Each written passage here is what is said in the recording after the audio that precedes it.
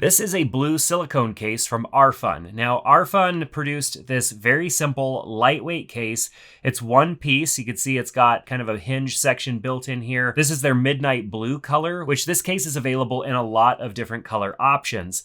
What I do like about the silicone case is that it's lightweight and very easy to clean. What's challenging about it is actually just getting everything to line up real nice and not look like it's on incorrectly. You kind of have to fiddle around with this case a little bit just to get it on there nice. But once it's on there, it looks and feels really nice. Now, silicone cases can be a little bit of a challenge if you put your AirPods in your pocket. The silicone case just doesn't want to come out of the pocket as nicely. But I have to say, like, as far as a minimal case goes, this case definitely protects the AirPods well. As you can see, there's a little cover that goes over the USB-C port, which I really like because that's going to protect the USB-C port from getting a bunch of pocket lint and stuff like that in there. Now, I don't really use the USB-C port on my AirPods because I wirelessly charge them, and so having that cover there is pretty nice.